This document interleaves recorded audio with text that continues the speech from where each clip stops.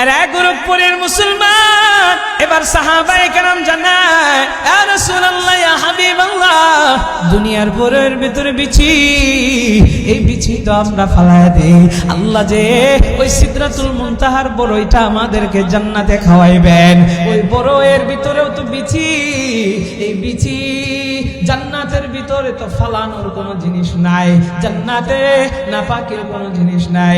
আপনার আমার জান্নাতের ভিতরে প্রস্রাব পায়খানা করা লাগবে না, ধরবেই না, কারণ ফালানোর জায়গায় নাই। জান্নাতে কোনো জিনিস আপনি ফালায়া দিবেন আপনার মনেই যাবে না, কোনো আবর্জনা বানাইবেন না, না না, তাইলে জান্নাতের ভিতরে আল্লাহ বড়ই খাওয়াইবেন। সাহাবীরা বলে, ইয়া রাসূলুল্লাহ, তাইলে বিচিটা আমরা কি করব? নবী আমার কয়, ওই বড়ের ভিতরে বিচি থাকবে না, ওই বড়ের ভিতরে অন্য কিছু থাকবে। জোরে কোন সুবহানাল্লাহ। বলে, ইয়া রাসূলুল্লাহ, ইয়া হাবিবাল্লাহ, কি থাকবে? আপনারাও কি জানতে চান নাকি? চান? তাহলে বড়ইটা ডান পাশে রাখলাম। ডান পাশে? কোন পাশে? আরে দুনিয়ার মানুষ একসাথে ৭০,০০০ ফেরেশতা তওয়াফ করে। আল্লাহ কত ফেরেশতা দুনিয়াতে বানাইছেন, আমার আল্লাহ ছাড়া কেউ জানেন না। যেই ফেরেশতা জীবনে একবার তওয়াফ করেছে, জীবনে আর কোনোদিন তওয়াফ করার সে সিরিয়াল পায় নাই। ও দুনিয়ার মানুষ, তাইলে তাদের জন্য তওয়াফ করার একটা সুযোগ দেওয়া হয়েছে। আল্লাহ তাআলা আপনাকে আমাকে এমন দয়া করেছেন, এমন মায়া করেছেন, বলে বান্দারে, বড় আদর কইরা তোদেরকে বানাইছি, তোদের জন্য আমি কাবাকে দিয়ে দিয়েছি। এই কাবা তোরা তওয়াফ করবি, তোদের জন্য লিমিট রাখি নাই, যতবার মনে চায় ততবার কাবাকে তওয়াফ করবি। আর জোরে কন্যা সুবহানাল্লাহ।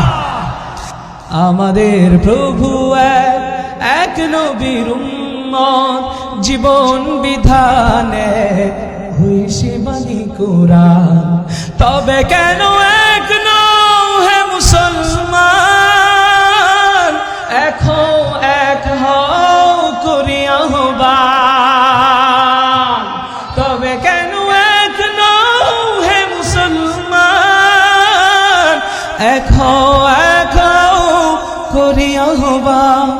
আমাদের প্রভু এক নবীর উম্মত, জীবন বিধানে হইছে বাণী কোরআন।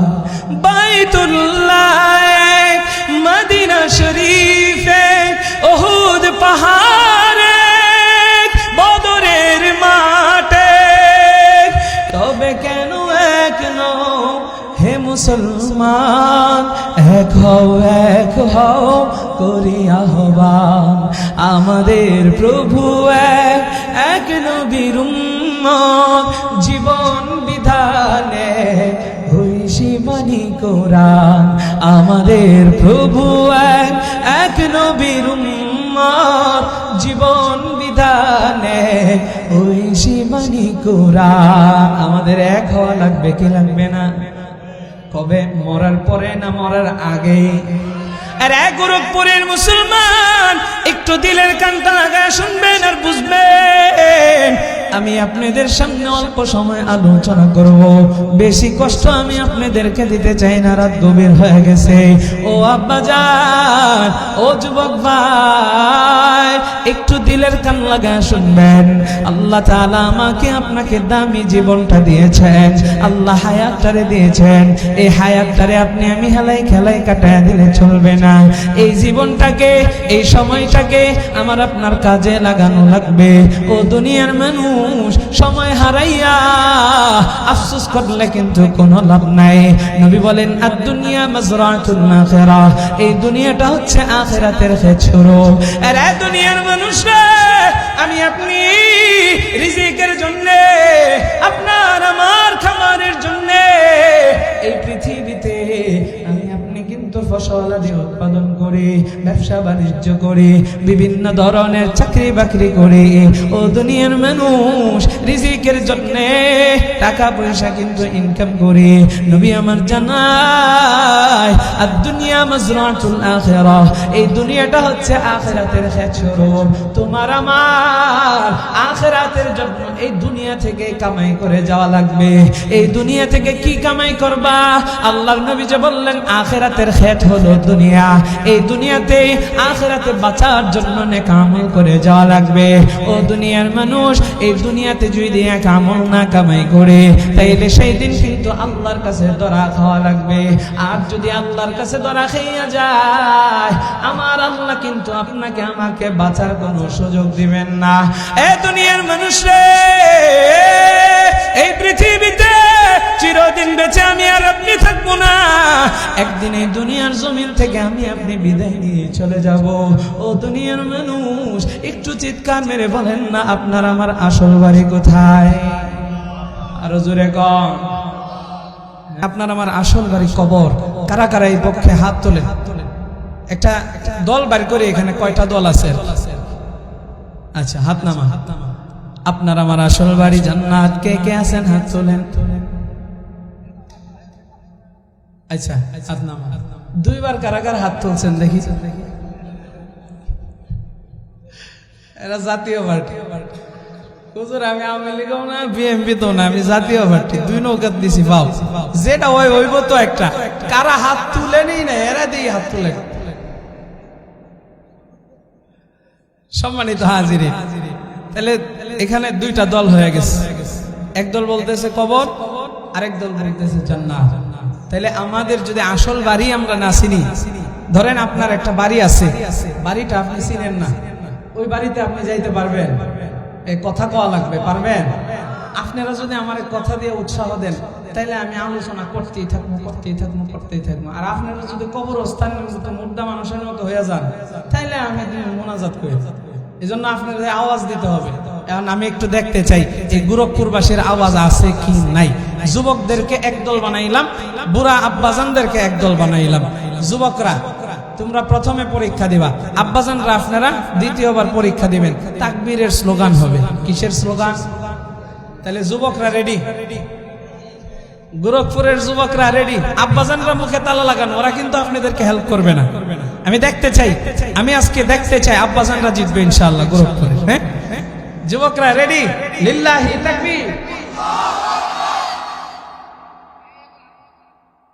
আচ্ছা, আরেকটা চান্স দেই, আরেকটা চান্স, লাস্ট চান্স। যুবকদের ইজ্জত বাঁচানোটার জন্য আরেকটা চান্স দিতেছে। লিল্লাহি তাকবীর। এলো গোরখপুর উত্তরপাড়া, উত্তরপাড়ার যুবকদের আওয়াজ। আব্বাজানরা, আপনার ঘরে একটা বদনাম আছে, যুবকরা কয়েন মানুষ বুড়া হয়ে গেলে শক্তি সামর্থ্য থাকে না, আপনার ঘরে ধাক্কা দিয়ে ফালাই দিয়ে পারছে। আজকে দেখা দেন, দেখতো করছে আমাদের শক্তি বেশি, আমাদের কাছে আসিস না, আমাদের লোকে লাগার লাইগা। হ্যাঁ, আজকে দেখা দেন পান খায়া তো অনেকে গলা জ্যাম বানায় ফেলাইছেন, একটু কাশি দেওয়ার সুযোগ দিলাম। আব্বাজানরা লিল্লাহি তাকবীর।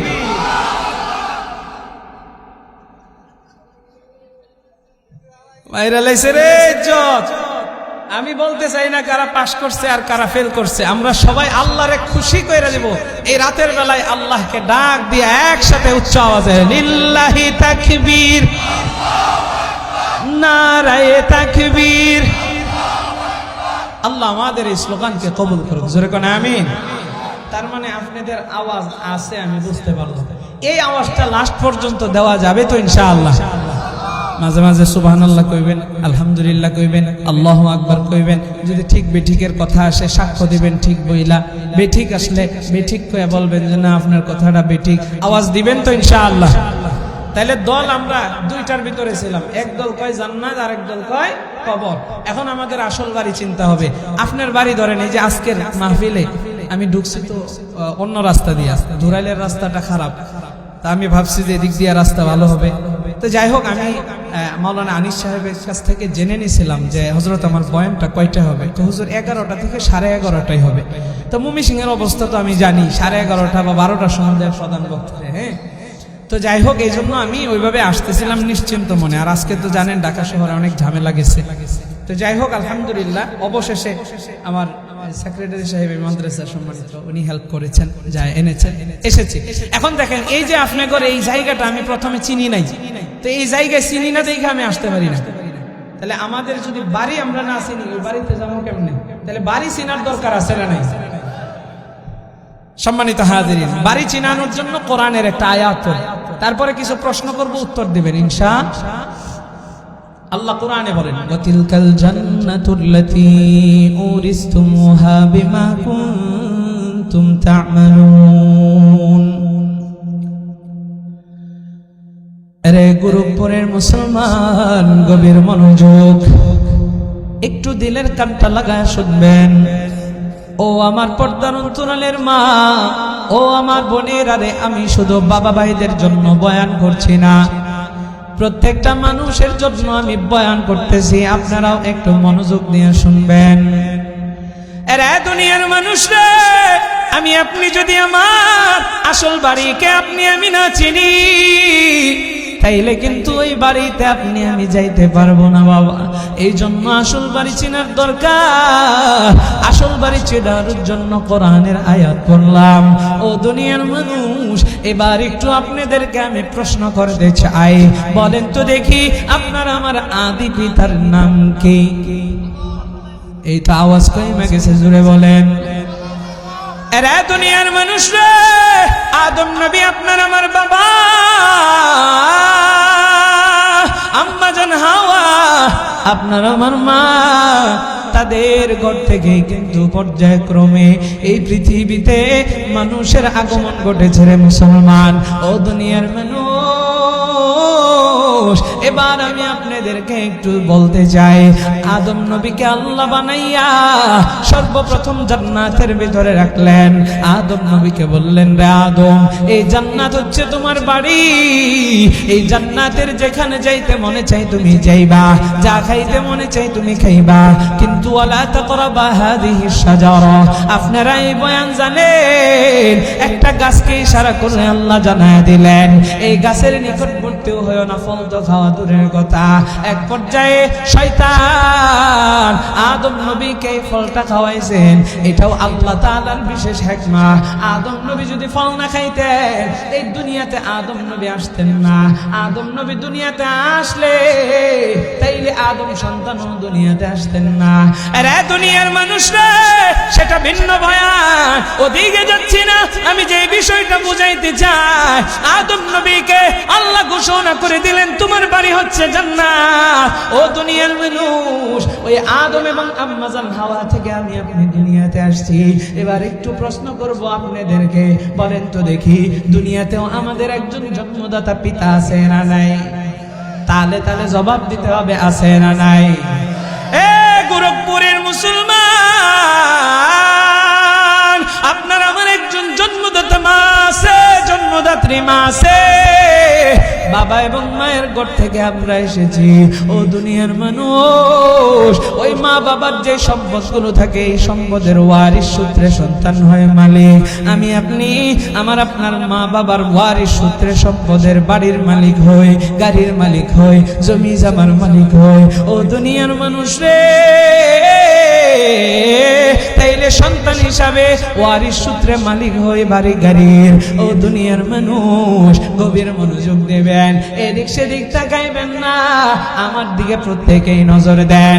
আমি আপনি আদম নবীর সন্তান, আদম আম্মা জান হাওয়া আমাদের আদি বাবা এবং আদি মাতা, তাদের সন্তান হিসাবে আমরাও তো তাদের সম্পদের ওয়ারিশ সূত্রে মালিক হব।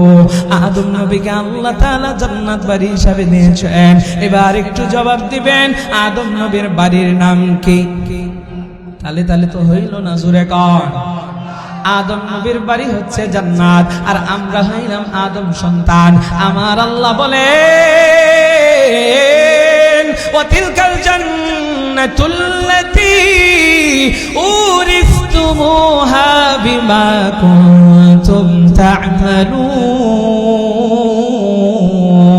তা'মালুন। আমার আল্লাহ তাআলা এই আয়াতে কারিমার ভিতরে জানায়, ওই যে জান্নাত আদমের বাড়ি, আল্লাহ এখানে উরিস্তুমুহা ওয়ারিস শব্দ ইউজ করেছেন। ও দুনিয়ার মানুষ রে, আল্লাহ জানায় দেয় আমি আল্লাহ ওয়ারিস সূত্রে ওই জান্নাতের মালিক মুসলমান তোমাদেরকে বানায় দিলাম।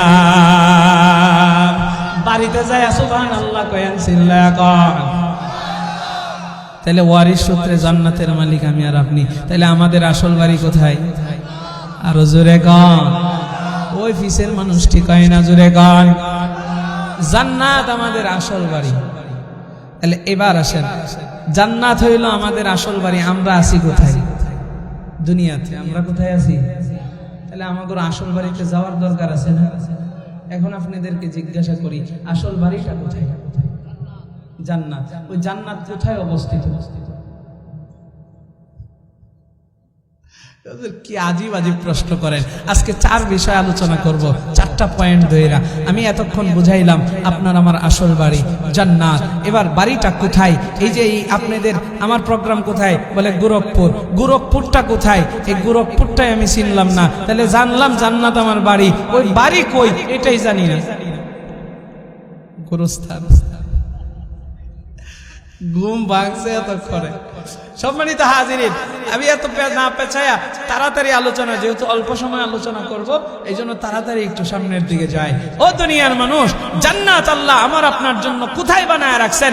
আল্লাহ কোরআনে বলেন, ইনদা সিদরাতিল মুনতাহা ইনদাহা জান্নাতুল মাওয়া। আর গোরখপুরের মুসলমান, 2 নম্বরে আমি আপনাদেরকে জানাইতেছি, ওই জান্নাত আপনার আমার আসল বাড়ি। জান্নাতটা কোথায়? ও দুনিয়ার মানুষ মনোযোগ দিবেন, আল্লাহ কোরআনে চমৎকার কইরা জানায়, ওয়ালাকাদ রাআহু নাজলাতান উখরা ইনদা সিদরাতিল মুনতাহা ইনদাহা জান্নাতুল মাওয়া। আল্লাহ জানায় দেয় আমি ওই জান্নাতটাকে সিদরাতুল মুনতাহার নিকটে বানায় রাখছি। ধরে কোন সুবহানাল্লাহ।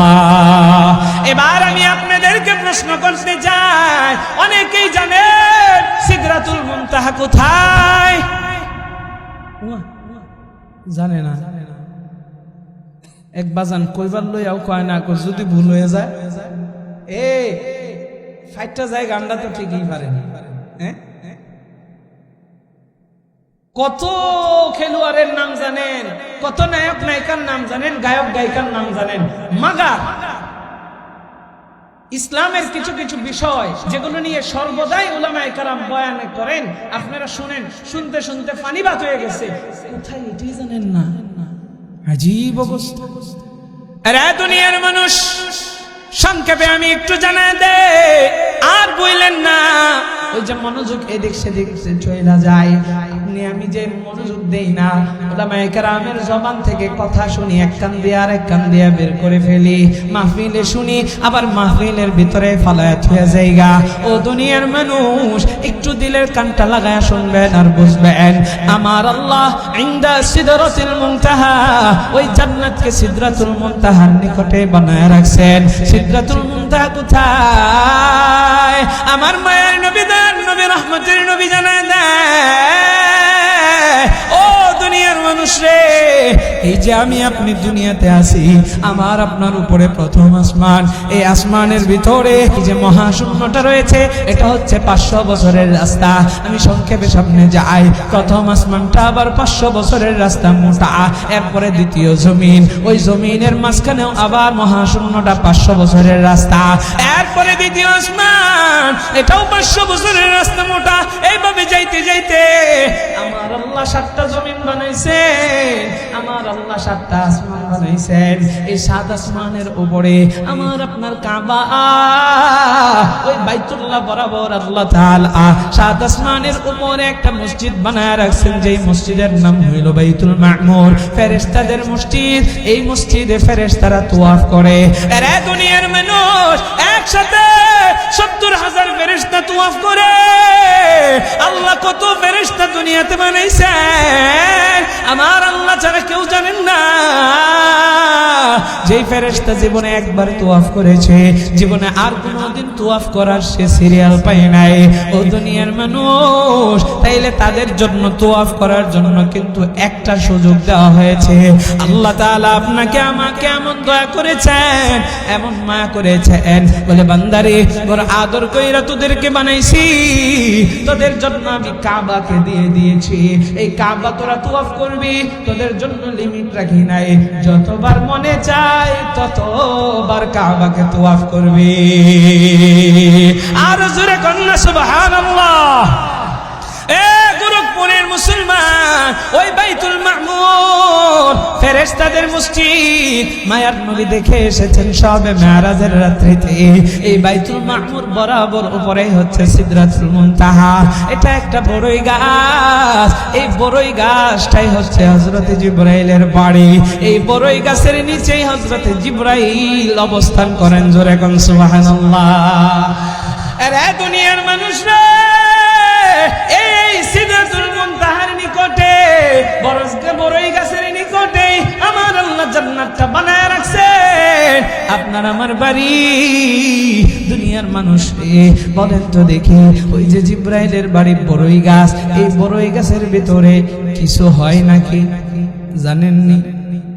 আমাদের দেশেও বড়ই গাছ আছে না নাই? জোরে কর, আরো জোরে। বড়ই কি হয়? বড়ই গাছে কি হয়? নাকি কাঁঠাল হয়? বড়ই গাছে বড়ই হয়, ওই বড়ই আমি আপনি কিন্তু খাই। এই বড়ইয়ের ভিতরে কি হয়? কথা কয় না, সবার কইতে হবে কি হয়। বিসি কইতে কি লতিক লাগে নাকি? আচ্ছা গুড়া হয়, ময়মনসিংহের ভাষায় কি গুড়া। তাহলে সিদরাতুল মুনতাহা, আশ্চর্যের বিষয় যে জিবরাইলের বাড়ি একটা বড়ই গাছ।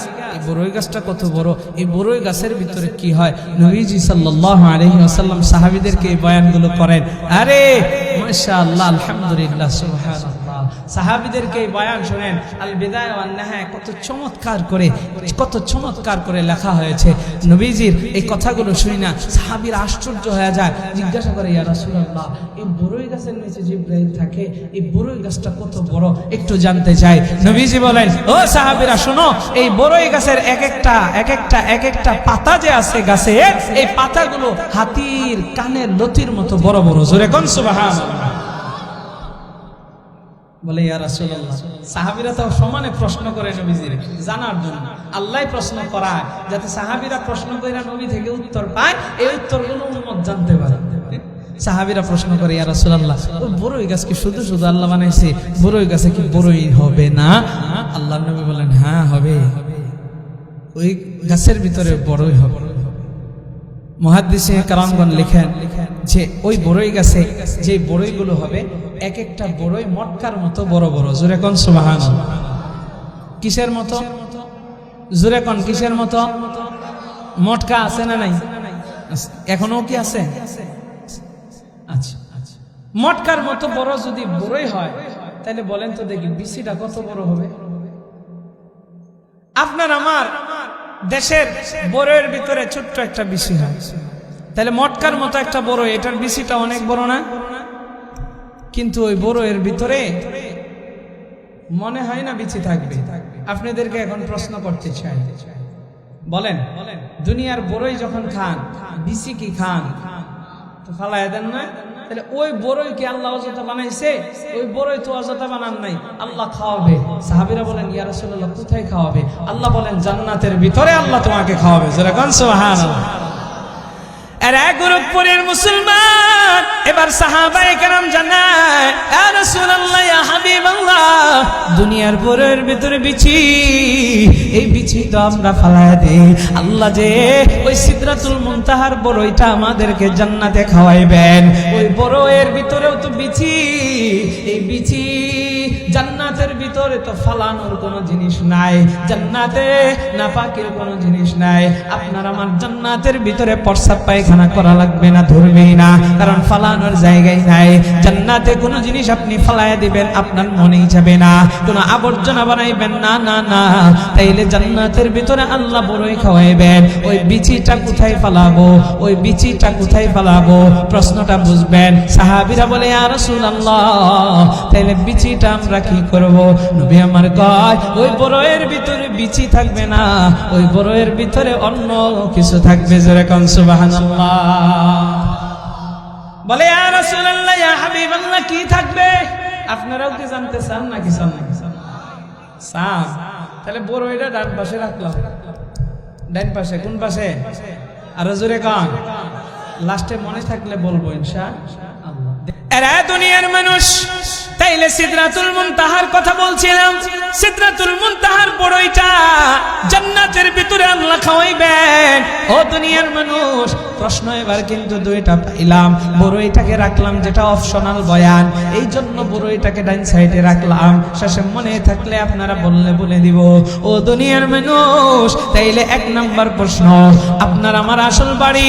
উত্তর হলো জান্নাত। এবার প্রশ্ন, জান্নাতটা কোথায়? বলবেন উপরে। জোরে বলেন না, জান্নাতটা কোথায়? প্রশ্ন জানলাম দুইটা, আসল বাড়িও জানলাম, আসল বাড়ির অবস্থানটা কোথায় এটাও জানলাম। উপরে। দুনিয়ার মানুষ রে, এই জান্নাত আল্লাহ কাদেরকে দেবেন? আল্লাহ তাআলা সেই সম্পর্কে জানায় দেয়, বলে উইদ্দাত লিল মুত্তাকিন, আমি আল্লাহ মুত্তাকিনদেরকে এই জান্নাতের মালিকানা দেব। জোরে কোন সুবহানাল্লাহ। এরা দুনিয়ার মানুষ রে, মনের ভিতরে প্রশ্ন থাকতে পারে, হুজুর এই জান্নাত তো আমার বাড়ি, ওয়ারিশ সূত্রে পেয়েছি। তাইলে অনেক মানুষ ওই জান্নাতটা পাবে না, অনেকের জাহান্নামে যাওয়া লাগবে, যেটা হচ্ছে জেলখানা। ও দুনিয়ার মানুষ, দুনিয়াতে আপনার বাড়ি আছে, আবার থানা আছে। কেউ বাড়িতে থাকে, কেউ আবার থানায় থাকে। কেন থানায় যায়? বলে অপরাধের কারণে। অপরাধ করলে থানায় যাওয়া লাগে। ঠিক তেমনি ভাবে জাহান্নামে যাবে অপরাধের কারণে। ও দুনিয়ার মানুষ, একটু দিলের কান লাগায় শুনবেন। তাইলে দেখেন, অনেক মানুষ চিরস্থায়ী জাহান্নামী হবে। যারা বেঈমান, যারা কাফের, যারা মুশরিক, এরা হচ্ছে চিরস্থায়ী জাহান্নামী। কিন্তু এরাও আদম সন্তান নাকি সন্তান না? প্রশ্ন বুঝে উত্তর, আদম সন্তান তারাও।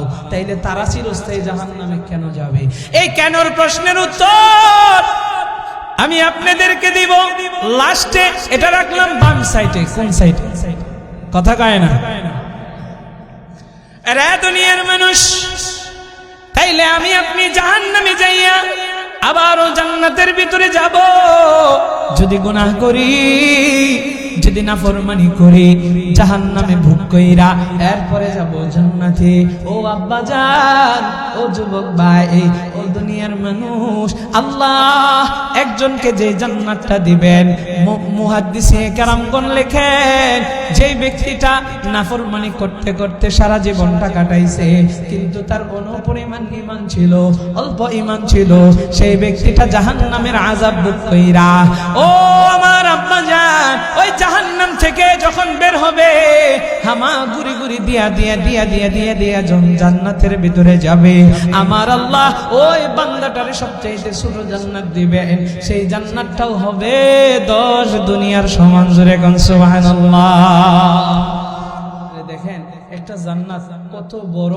যে ব্যক্তিটা নাফরমান, বলে সেরা নাফরমান, নাফরমানি কইরা জাহান্নাম থেকে কয়লা হয়ে বের হইছে, কয়লা হয়ে বের হইয়া এরপরে হাঁটা জান্নাতে যায়। হাইটা যাওয়ার তার কোনো ই নাই, শক্তি নাই। কেমন শাস্তিটা দেওয়া হয়েছে, বলে এই ব্যক্তিটারেও ছোট জান্নাত দেওয়া হবে। এটাও কত বড়, 10 দুনিয়ার সমান। তাইলে এখন আমাদের জানতে হবে, আল্লাহ যে আমাদেরকে জান্নাত দিবেন, এই জান্নাতটা কত বড়। আরে আপনারে যদি একজন বলে, ভাই তোমাকে একটা বাড়ি গিফট করলাম, এখন আপনার মনে কুসকুসানি ভাব, হাই হাই রে, বাড়িটা না জানি কেমন, বাড়িটা না জানি কত বড়, আমাকে যে বাড়িটা দিল, এই বাড়িটা কত বড়, এটা আপনার আমার মনের ভিতরে সব সময় আফসোস জানার জন্য থাকে নাকি থাকে না? তাহলে জান্নাত আপনাকে আমাকে আল্লাহ দিবে, তাহলে আমার আপনার বাড়িটা কত বড়, এটা আমার আপনার জানার দরকার আছে না নাই? এটা জানবো, তারপরে আমরা জানবো সেই জান্নাতে যাব কি করে। এই চার পয়েন্ট শেষ করেই আমার আলোচনার সমাপ্তি ঘটবে। দুইটা বিষয় দুই পাশে রাখলাম, মনে রাখেন আপনারা যদি পরীক্ষায় পাশ করেন তাহলে দুই বিষয় জানাবো লাস্টে। এর এক গোরখপুরের মুসলমান গভীর মনোযোগ, আপনার আমার আসল বাড়ি জান্নাত। ওই জান্নাত কোথায় বলে? উপরে। ওই জান্নাতটা আল্লাহ আপনার আমার জন্য বানাইছেন, এক একজনের জন্য এক একটা ঘর। জান্নাতটা কেমন বিশাল কইরা আল্লাহ বানাইছেন। ও দুনিয়ার মানুষ, আমার মায়ার নবীর একটা হাদিস আমি আপনাদেরকে শোনাইতে চাই। ও দুনিয়ার মানুষ রে, আল্লাহর নবী সরকারে দো আলম নবীর কাছে ওহী নিয়ে আসতেন হযরত জিবরাইল। ওই জান্নাত কত বিশাল এটা জানার জন্য জিবরাইল আলাইহিস সালাতু ওয়াস সালামের আল্লাহর সাথে একটা কথা, এই কথাটা আমার আপনাদেরকে জানাইতে হবে। জিবরাইল একদিন আমার আল্লাহকে ডাক দেয়া বলে, করো আপনি আপনার আদুদের বান্দাদের জন্য এই জান্নাতটাকে বানাইছেন।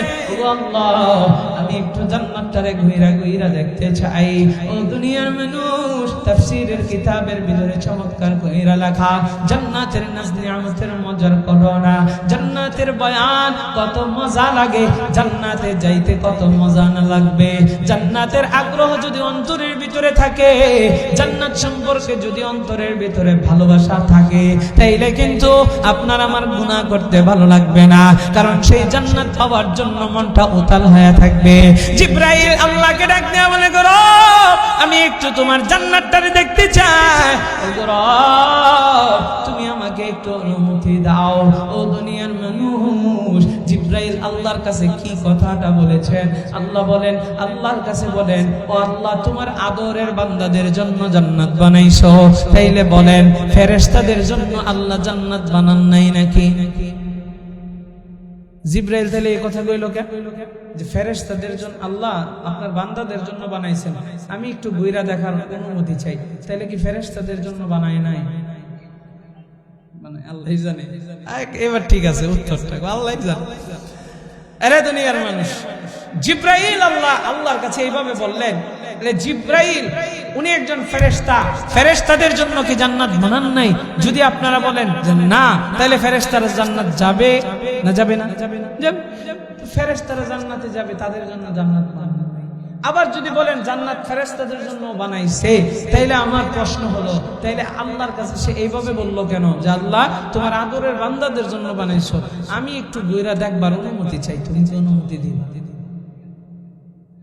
আরে দুনিয়ার মানুষ, আল্লাহ জান্নাতটারে মানুষ এবং ইনসানের জন্য বানাইছেন, মানুষ এবং জিন জাতির জন্য বানাইছেন।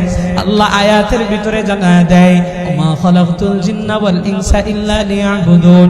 এই দুই শ্রেণীর জিন এবং মানুষের কথা আল্লাহ বললেন, এদেরকে আল্লাহর ইবাদতের জন্য বানাইছেন, গোলামির জন্য বানাইছেন, এদের জন্যই আল্লাহ জান্নাত বানাইছেন, ফেরেশতাদের জন্য জান্নাত বানান নাই। প্রশ্ন হলো, তাইলে ফেরেশতারাও জান্নাতে যাবে নাকি যাবে না? জোরে বলেন। এখন খটকা লেগে গেছে, কি উত্তর দিব? ফেরেশতারাও তো জান্নাতে যাবে। আরে দুনিয়ার মানুষ, ফেরেশতারা জান্নাতে যাবে, জান্নাত আল্লাহর কাছে পুরস্কার হিসাবে না, ফেরেশতারা জান্নাতে যাবে আপনার আমার খাদেম হয়ে। জোরে কোন সুবহানাল্লাহ। আমার আল্লাহ জানে দেয়, হুয়াল্লাযী খালাকালাকুম মা ফিল আরদি জামিআ। আমার আল্লাহ আপনাকে আমাকে সৃষ্টি করেছেন আল্লাহর গোলামির জন্য, জিন জাতিদেরকে আল্লাহর গোলামির জন্য সৃষ্টি করেছেন। আগে আয়াত বলেছি, এই আয়াতে আল্লাহ জানায় দেয় তামাম পৃথিবীতে আমি আল্লাহ যা কিছু বানাইছি সব কিছুকে বান্দা তোদের খেদমতের জন্য বানায় দিয়েছি।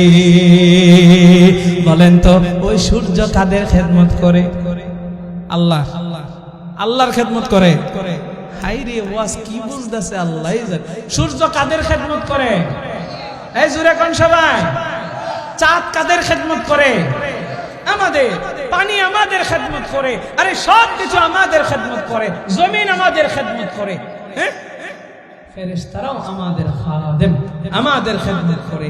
আমরা দুরূদ পড়ি, নবীর কাছে ফেরেশতারা পৌঁছায় দেয়। ফেরেশতারা আমাদের কাজকর্ম করে, খেদমত করে। বলে জান্নাতে ফেরেশতা যারা যাবে তাদেরকে আল্লাহ জান্নাতের ভিতরে খাদেম হিসাবে পাঠাবে। জোরে কোন সুবহানাল্লাহ। হুরফরি তো আছেই, সেটা ভিন্ন বিষয়।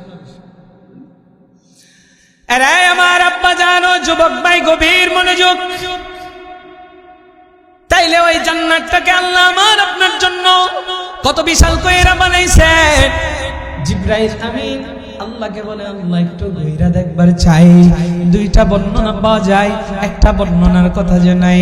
জিবরাইলকে আল্লাহ বলেন, রে জিবরাইল, পুরা জান্নাত তুমি ঘোরার আগে আমি তোমার অনুমতি দিলাম। জান্নাতের ভিতরে একটা মাজিহ নামক মাঠ আছে, মাজিহ নামক মাঠ আছে। আবারও বলছে, এরপরে আপনাদেরকে প্রশ্ন করব, জান্নাতে একটা মাজিহ নামক মাঠ আছে। এবার একটু জোরে বলবেন, কি নামক মাঠ? মনে থাকবে তো ইনশাআল্লাহ? কত কিছু মনে রাখেন, কিছু বিষয় মনে রাখেন। বিবিকে বুঝাইতে পারবেন, সন্তানকে বলতে পারবেন। আজাইরা রাজার আর রানীর কিচ্ছা না কইয়া এই ঘটনাগুলো কইলেন, জান্নাতের কথাগুলো বললেন। বাচ্চারা মজা পাবে, বাচ্চারা আল্লাহর প্রতি ভালোবাসা জাগবে, বাচ্চারা জান্নাতের প্রতি স্পৃহা জাগবে, মহাব্বত জাগবে। বাচ্চাদের ইমানের ভিতরে আল্লাহ নূর ঢুকায়া দিবেন। যেরকম সুবহানাল্লাহ। আমরা করি কি, মোবাইলের ভিতরে আকাম কুকাম দেয়, কার্টুন দেয়।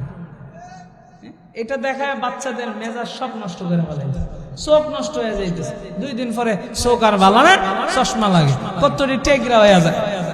কি হয়ে যায়? মোবাইল দেখতে দেখতে বাচ্চারা টেকরা হয়ে যায়। আল্লাহ হেফাজত করুক। যেরকম আমিন। আরে গোরখপুরের মুসলমান, এবার আমার আপনার রব, আমার আপনার প্রভু হযরত জিবরাইলকে জানায়, ও জিবরাইল, জান্নাতের মাজিহ নামক মাঠের ভিতরে যাও, যায় জান্নাতটা ঘুইরা ঘুইরা ঘুইরা ঘুইরা দেখো। ও আমার আব্বা জান, ও আমার যুবক ভাইয়ের এক গভীর মনোযোগ। হযরত জিবরাইল এবার জান্নাতের মাজিহ নামক মাঠের ভিতরে আসছে। এখন ঘুইরা ঘুইরা দেখবে। কিভাবে দেখবে? জিবরাইলের গাড়ির দরকার আছে না নাই? কথা কয় নাকি হাইটা হাইটা যাবে? আপনারা না হাইটা হাইটাই যাই বলছে। হাইটা কতক্ষণ বেড়া হাঁটবে? জিবরাইলের যানবাহন, আমাদের যানবাহন আছে ঘোড়া, যানবাহন আছে আমাদের গাধা, যানবাহন আছে রিক্সা, যানবাহন আছে টেম্পো। যানবাহন যদি আরো দ্রুত গতি চায় তাইলে আছে প্রাইভেট কার। বলে আরো দ্রুত গতি চায় তাইলে আমাদের আছে বিমান।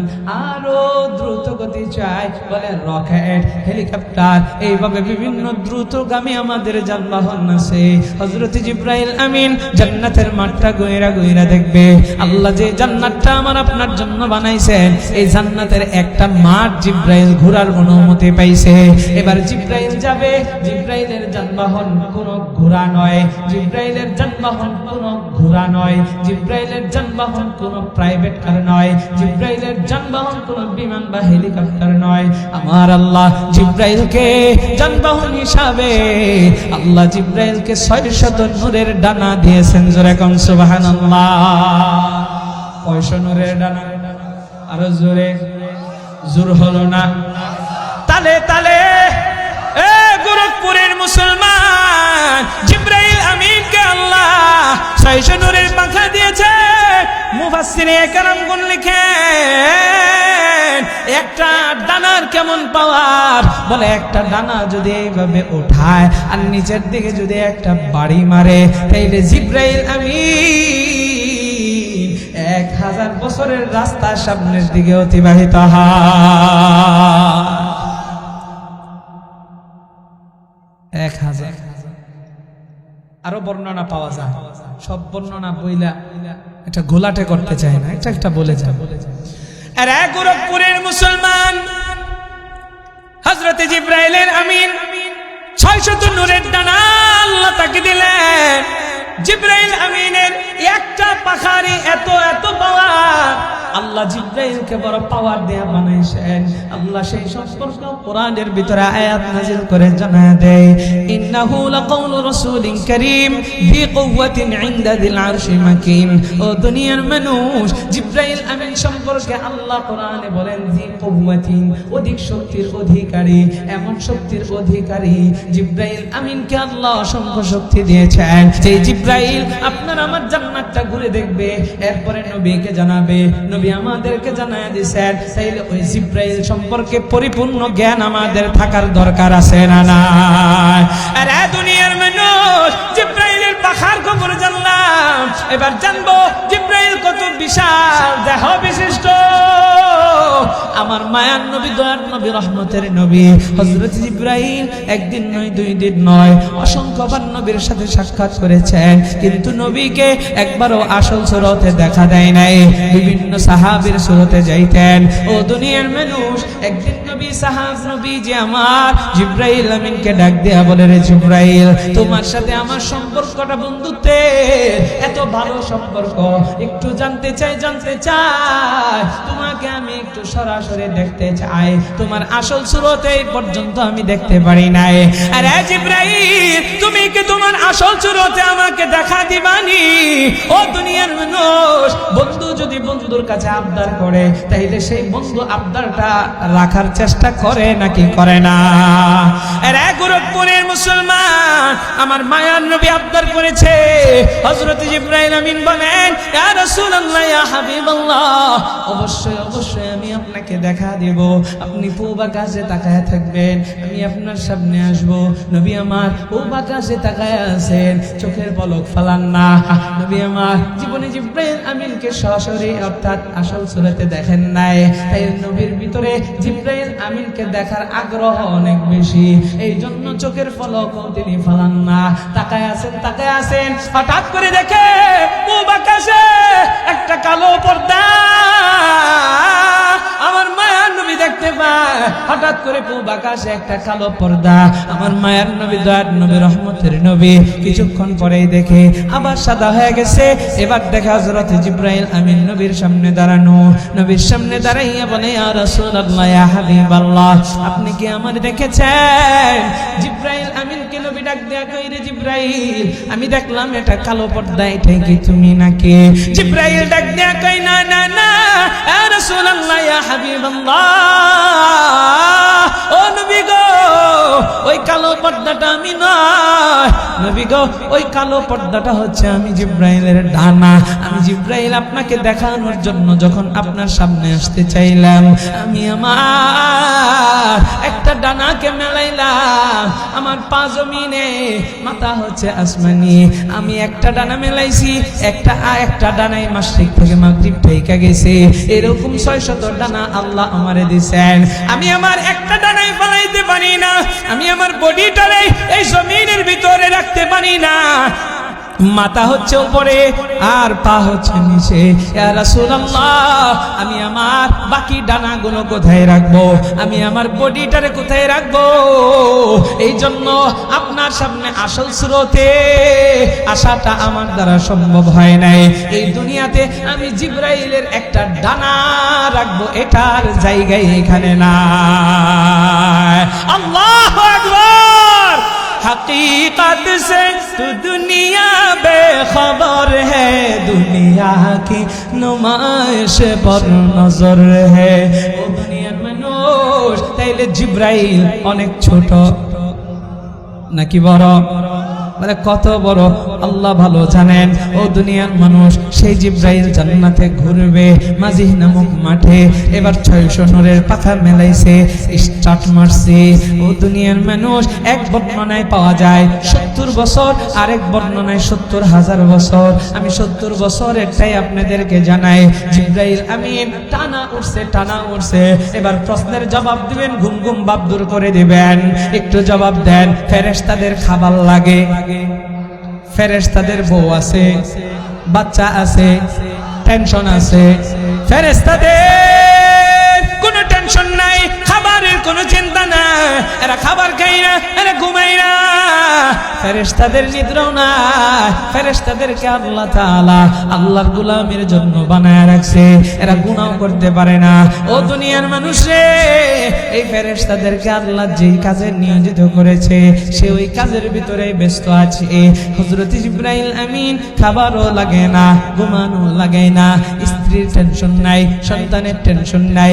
জিবরাইল আমিন একদিন নয়, 2 দিন নয়, 70টা বছর জান্নাতের ভিতরে, জান্নাতের ওই মাঝি নামক মাঠের ভিতরে উড়ে উড়ে ও দুনিয়ার মানুষ একটা খুঁটির কাছাকাছি যাইয়া হযরত জিবরাইল আমিন দাঁড়াইছে আর আল্লাহকে ডাক দিয়া বলে, গো রব, আমি জান্নাতের কতটুক জায়গায় এসেছি। আল্লাহ বলেন, রে জিবরাইল, টানা একটা দিন নয়, 2 দিন নয়, 70টা বছর তুই উড়লি, 600 নূরের পাখা দিয়ে উড়লি। আমার জান্নাতে এরকম অসংখ্য পিলার আছে, একটা পিলার এই পর্যন্ত তুই ক্রস করতে পারস না।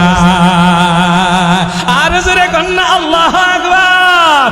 আল্লাহ আল্লাহ ক্যা মুবারক নাম হ্যায়, अल्लाह अल्लाह मुमिनों का काम है, या इलाही तू मेरा माबूद है, या इलाही तू मेरा मक़सूद है, या इलाही तू मेरा गफ़ार है, या इलाही तू मेरा सत्तार है।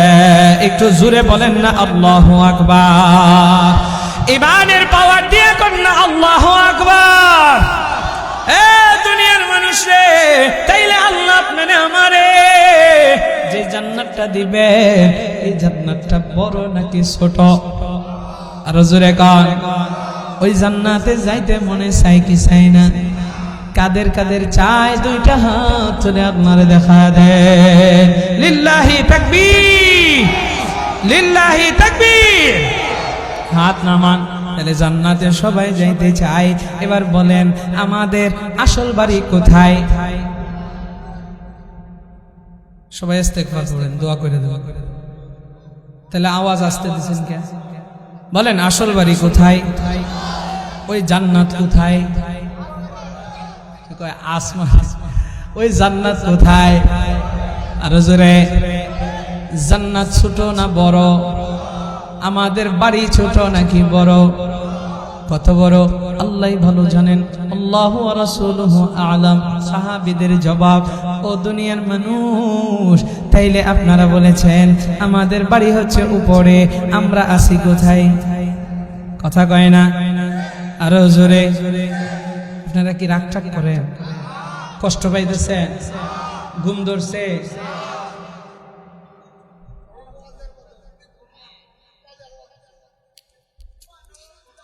মাশাআল্লাহ, মাশাআল্লাহ। তাহলে জান্নাত উপরে, আমরা আছি কোথায়? নিচে। সম্মানিত হাজির, আমরা নিচে যে আছি, তাহলে কিসের নিচে? আসমানের নিচে। তাহলে আসমানের নিচে আছি। কত আসমান? বলে আমাদের উপরে 7টা আসমান। প্রথম জমিনে আছি। আদম নবীকে জান্নাত থেকে আল্লাহ যে ফলাইছেন, জমিনে ফলাইছেন। তাইলে জান্নাত হলো উপরে আর আমরা আছি নিচে। বলেন তো দেখি, এই নিচে যে আছি এটাকে বলা হয় কুয়া। একটা কুয়া, গর্ত জায়গা। এই গর্ত জায়গার ভিতরে আমরা পড়ে আছি। তাহলে দুনিয়াটা কি? কুয়া। দুনিয়াটা কি? জোরে কন, জোরে। কুয়া। এখন জান্নাত উপরে, আমার বাড়ি উপরে, আমি হইলাম গর্তের ভিতরে পইরা আছি। তাহলে এই কুয়া থেকে আমাদের উঠার দরকার আছে না নাই? কুয়া থেকে উঠতে গেলে কিছু জিনিস লাগে না?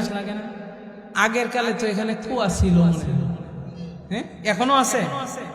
এখন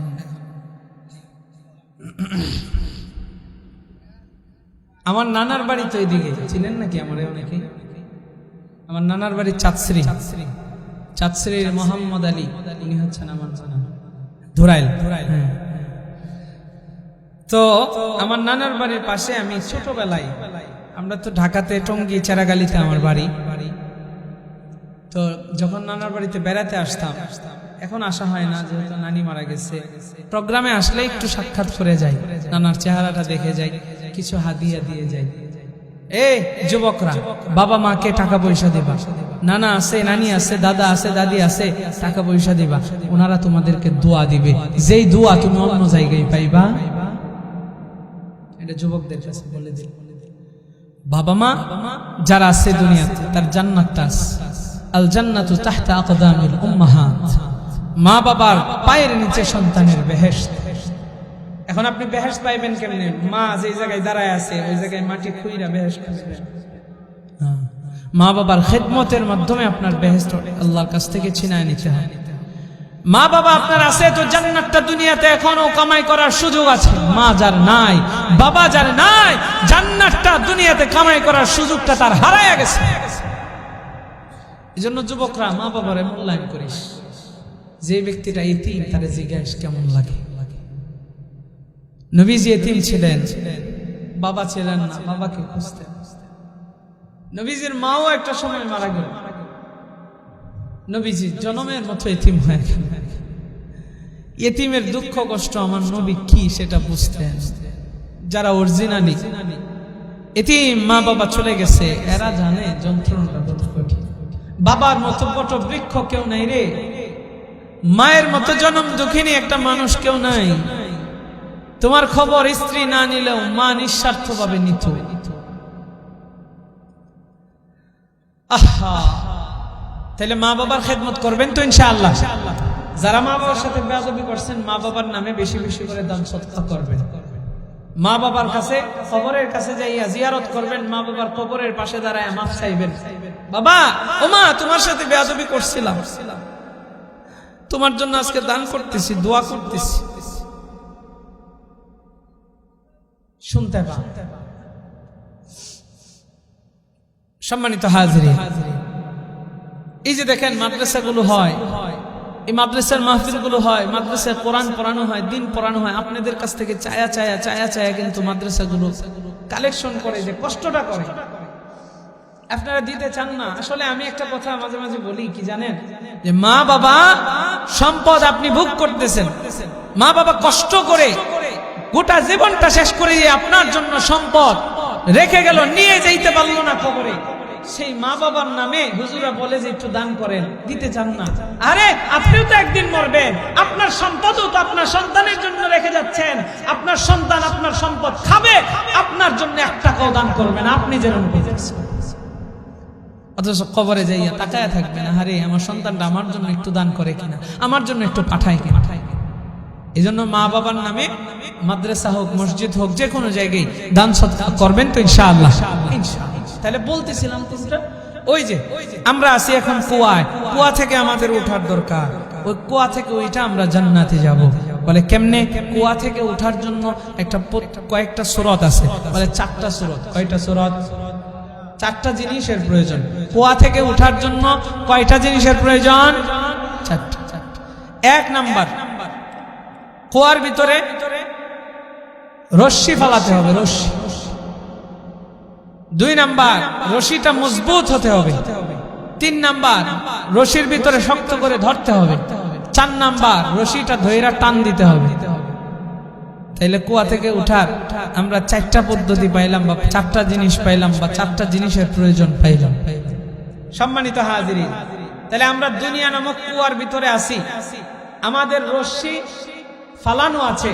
বলে আল্লাহ তাআলার 3টা কাজ, আর বান্দার হইল 1 কাজ। এবার বলবেন আল্লাহর কাজ কয়টা? জোরে কয় না, ওই যে মাঝখানে ঘুমাইতেছে। জোরে কন, আল্লাহর কাজ কয়টা আর বান্দার কাজ কয়টা? 1টা। তাহলে আল্লাহর কাজ হলো রশি ফালানো, রশি মজবুত করা, এরপরে টান দেওয়া। বান্দার কাজ হলো রশিটারে শক্ত করে ধরা। এরে দুনিয়ার মানুষ, দেখেন আল্লাহ রশি ফালায় রাখছেন, সেই রশির নাম হচ্ছে কোরআন। জোরে কন্না সুবহানাল্লাহ। এরে গোরখপুরের মুসলমান, এই কুয়া থেকে ওঠার জন্য, এই কুয়া দুনিয়া নামক কুয়া থেকে আপনার আমার আসল বাড়ি জান্নাতে ওঠার জন্য আমার আল্লাহ তাআলা কোরআন নামক রশ্মি ফালায় রাখছেন। দুনিয়ার মানুষ এবার একটু জবাব দিবেন। দ্বিতীয় নম্বরে বলেছিলাম এই রশ্মিটাকে মজবুত করা, এই রশ্মি আল্লাহ তাআলার এক কাজ, সেই কাজের ভিতরে রশ্মি ফালাইছে। দ্বিতীয় নম্বর আল্লাহর কাজ রশ্মিকে মজবুত করা। কোরআন নামক রশ্মিকে আল্লাহ তাআলা মজবুত করছে নাকি করে নাই? আর জোরে গান। এরা দুনিয়ার মানুষ রে, এবার বান্দার কাজ হলো কোরআন রশ্মি নামক কোরআন নামক রশ্মিটাকে ধরা, এরপরে আল্লাহর কাজ হলো টান দেওয়া। তাইলে বান্দা এবার তুমি আমি যে রশ্মিটারে ধরবো, এই রশ্মিকে শক্ত করে ধরার জন্য একটু বলবেন জবাব দিয়া, আমাদের রশ্মিকে শক্ত করে ধরার জন্য আঙ্গুলের প্রয়োজন কয়টা? জোরে কোন? 5 আঙ্গুল দিয়ে শক্ত করে ধরবেন। আঙ্গুল যদি একটা না থাকে তাইলে শক্ত কি কমে যাইব নাকি বাড়বে? আরেকটা যদি না থাকে 3টা দিয়ে কেরা বাইরে ধরবেন। আরেকটা যদি না থাকে তাহলে আরো দুর্বল হয়ে যাবে। তাহলে রশ্মি মজবুত করে ধরতে গেলে আঙ্গুল লাগবে কয়টা? আরো জোরে বলেন কয়টা? গোরখপুরের মুসলমান, এই 5টা আঙ্গুলের পরিচয় দিয়ে আলোচনা শেষ করব। আপনি আমি আল্লাহ তাআলা কোরআন নামক রশ্মি ফালাইছেন, মজবুত করেছেন, আল্লাহ টান দেওয়ার জন্য অপেক্ষা করতেছেন। বান্দার কাজ হলো শক্ত কইরা ধরা। শক্ত কইরা ধরতে গেলে 5টা আঙ্গুল লাগবে। ও দুনিয়ার মানুষ, একটা আঙ্গুল যদি দুর্বল হয় তাইলে কিন্তু আপনার আমার রশ্মি ধরা মজবুত হবে না। তাইলে রশ্মি ধরার জন্য আপনার আমার এক রশ্মি দরকার। আল্লাহ একটা রশ্মি ফালাইছেন, 2 রশ্মি চলবে না, 3 রশ্মি চলবে না, 4 রশ্মি চলবে না, 5 রশ্মিতে ধরলে চলবে না। ও দুনিয়ার মানুষ, 7 রশ্মিতেও ধরলে চলবে না, 8 রশ্মিতেও ধরলে চলবে না। রশ্মি ধরতে হবে কয়টা? জোরে বলে। 8 রশ্মিতে ধরে কি ধরে না? ধরলে চলবে না, রশ্মি একটা। এবার আপনি আমি রশ্মির ভিতরে ধরবো 5 আঙ্গুল। এই 5 আঙ্গুলের পরিচয়: 1 নম্বরে আকায়েদ, 2 নম্বরে ইবাদত, 3 নম্বরে মুআমালাত, 4 নম্বরে মুআশারাত, 5 নম্বরে আখলাক। আবারও বলছি, 1 নম্বরে ইবাদত, 1 নম্বরে আকায়েদ, 2 নম্বরে ইবাদত, 3 নম্বরে মুআমালাত, 4 নম্বরে মুআশারাত, 5 নম্বরে আখলাক। আকায়েদ কারে হয়? ও দুনিয়ার মানুষ, আপনি আমি কিন্তু ছোটবেলায় ইমানে মুফাসসাল পড়েছি।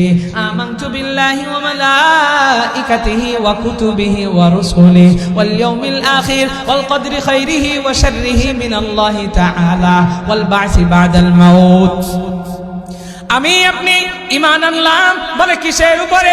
আল্লাহর উপরে ঈমান আনলাম। ওয়া মালাইকাতিহি, আল্লাহ তাআলা ফেরেশতাদের উপরে ঈমান আনলাম। ওয়া কুতুবিহি, আসমানি যত কিতাব রয়েছে সেগুলোর উপরে ঈমান আনলাম। ওয়া রুসুলিহি, নবী এবং রাসূলদের প্রতি ঈমান আনলাম। ও দুনিয়ার মানুষ, ওয়াল কদরি খাইরিহি ওয়া শাররিহি মিনাল্লাহি তাআলা ওয়াল বা'সি বা'দাল মাউত। তাকদীরের ভালো মন্দের উপরে যা কিছু আসে আল্লাহর পক্ষ থেকে আসে, এটার উপরে ঈমান আনলাম।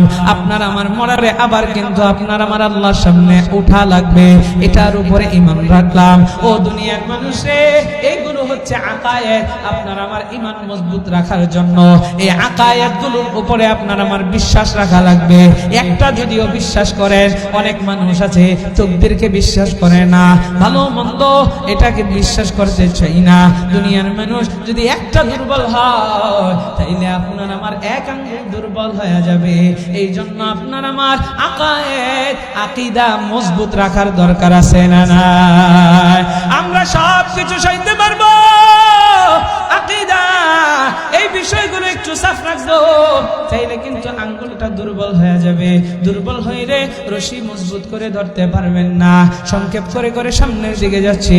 2 নাম্বার ইবাদত। ইবাদত করা লাগবে। ইবাদতের ভিতরে কি আছে? ও দুনিয়ার মানুষ, নামাজ আল্লাহ ফরজ করেছেন, নামাজ ছাড়া যাবে না, 5 ওয়াক্ত নামাজ পড়া লাগবে। ও দুনিয়ার মানুষ, সামনে আসতেছে রোজা, রোজা রাখা লাগবে। আল্লাহ হজ্জে বাইতুল্লাহ যাদের উপরে ফরজ করেছেন, হজ করা লাগবে। এরকম বিভিন্ন ইবাদত আল্লাহ আমাদের মাঝে দিয়ে রেখেছেন। নবী জানায় রাখছেন এই ইবাদতগুলো পাকাপোক্ত করা লাগবে। যার ইবাদত মজবুত হবে ওই বান্দার দ্বিতীয় আঙ্গুলটা মজবুত হয়ে যাবে। জোরে কোন সুবহানাল্লাহ।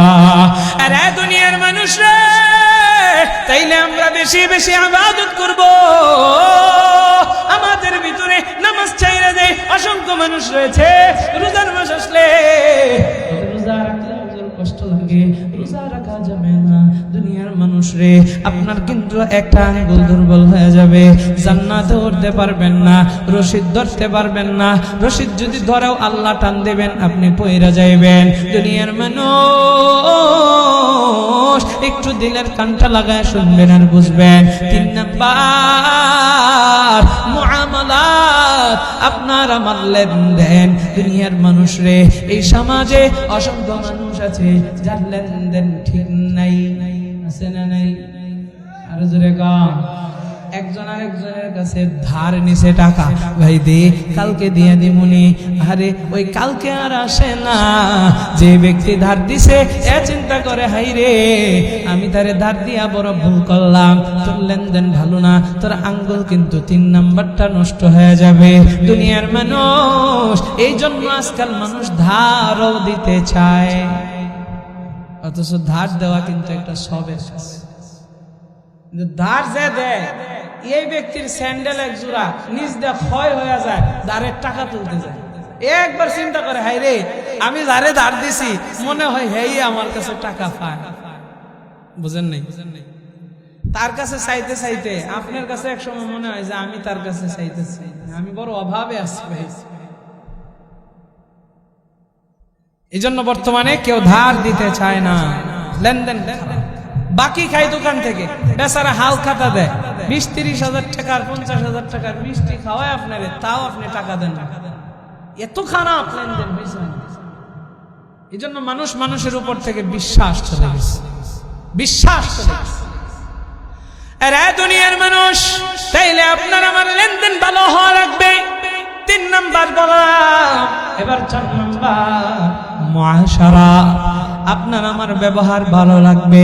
ব্যবহার অনেকের ভালো না, এমন খারাপ ব্যবহার করি যখন দেখা যায় একটা মানুষ আর একটা মানুষের উপরে বিরক্তি চলে আসে। 5 নাম্বার আখলাক, আপনার আমার চরিত্র ভালো হওয়া লাগবে।